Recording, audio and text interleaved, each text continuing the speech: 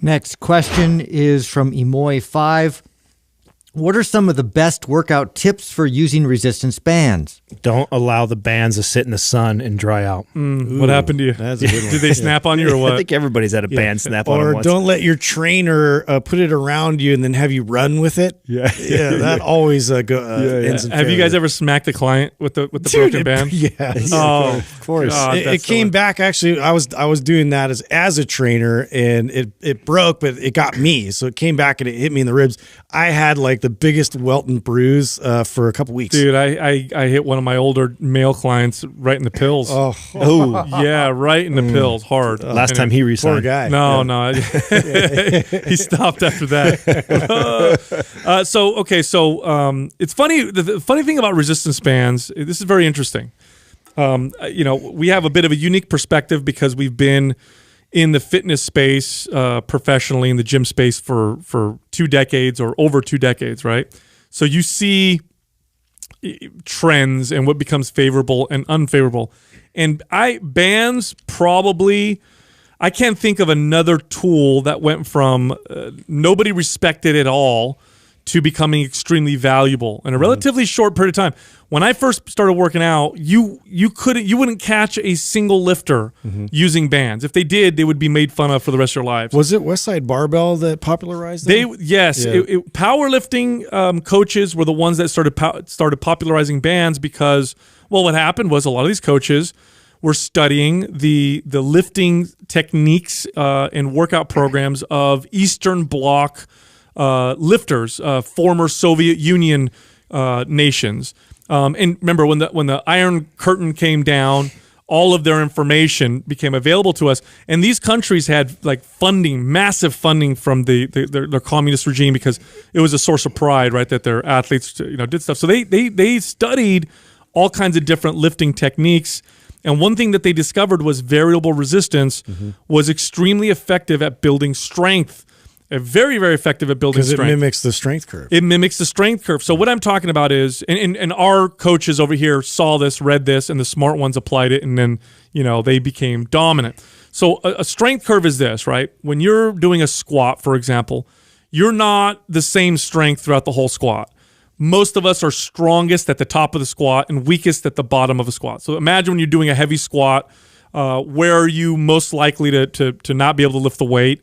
Where are you most likely to be able to lift the most amount of weight, right? At the top, you're the strongest. At the bottom, you're the weakest. Now, the problem with free weights or most machines or any other piece of equipment is that the resistance is pretty consistent. So if I'm squatting 300 pounds, whether I'm at the top of the squat or the bottom of the squat, it's 300 pounds.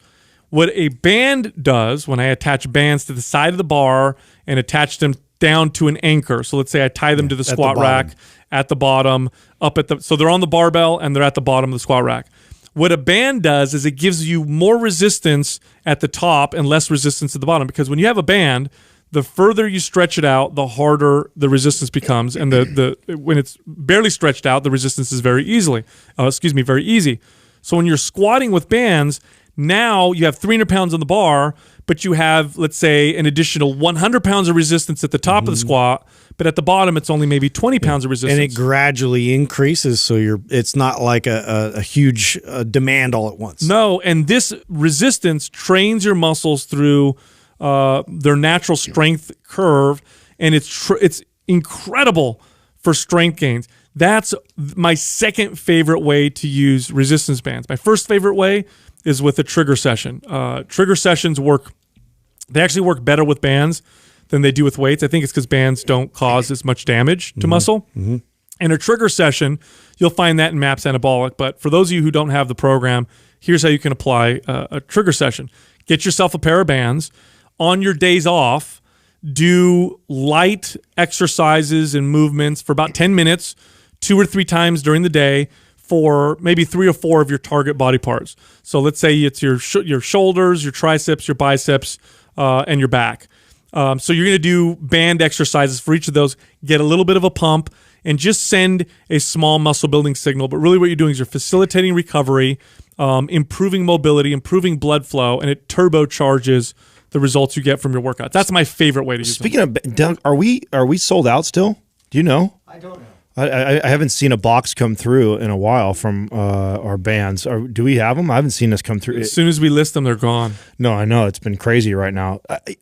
My favorite part about resistance band is just the convenience of them. Anybody who's been training in a gym long enough knows that, like, when you're inside of a gym, one of the most versatile machines out there are the cable machines. Because you can move the anchoring point, and you can move your contours to your body, and so you could do all these great. You could do a full body extra routine with one cable machine, or a free motion machine, really well. Good bands are the same way, especially if you have. I mean, the ones that we sell have like the different anchor points that I could put at the bottom of a door, the side of a door, the top of the door. And so I can create all kinds of different angles, and I could do a full body routine, and I could carry it around in this little pouch. So I love it for that. Like, of course, what Sal's saying, for my advanced lifters or listeners, I think bands and chains are great tools to break through plateaus and to improve strength gains. But for the masses and for most people, I just think it's one of those things that you should have. Like, everybody should just have a set of like good band, like a basic set of bands for that time that you're going to work out inside a hotel, or that time you're going to be at a park, or that time that you want to get a little bit of exercise in, and you can get a really nice workout. Yeah, I really got into bands. I was thinking back when I was in college, and there was a physical therapy a clinic on site, and after workouts, I would kind of go in there and discuss things with them, and they would work all with rubber bands. They would treat everybody with rubber bands. They were fantastic for rehabilitation, exercises. And that's when I started actually using them a lot more and started to actually superset them, in combo with dumbbells or barbells. And I saw some pretty awesome gains as a result. Yeah, I love bands. I discovered them not that long ago. Maybe, I want to say 8 years ago. It's actually a long time ago, but I've been working out for so long. It seems like it was recent, and ever since I discovered them, they were game changers. Adam, do you remember the first workout you and I ever had together? Do you remember you came to my studio, my wellness facility, and you and I did a deadlift workout Don't get together? this wrong, Sal will be crushed. Yeah, no, I have video of that. Yeah. Oh, you do? Yeah. We Don't show me, because we were all jacked. I know. It was pretty. I think I was like, we were banded up on like 315, and I was pulling it like it was butter. Yeah. So what I was going to say is, here's another. This is an advanced tip. So if you're a beginner, intermediate, this probably won't benefit you. But if you're an advanced lifter, this is brilliant.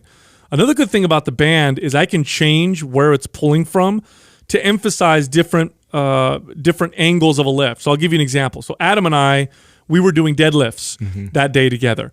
Now, one of the things about a deadlift is you want to be able to pull back. You want to create the force that you're trying to create with the deadlift is not just to lift the weight up, but rather to kind of lift it back at the same time. To lock it out. So what we did is we attached the bands to the bar in front of us on the cage. That way we have to really emphasize that pullback at the top. You do a few sets of that and then take the bands off. Watch your form. It primes that movement and gives you better technique with your lift. You could do this with a lot of different exercises.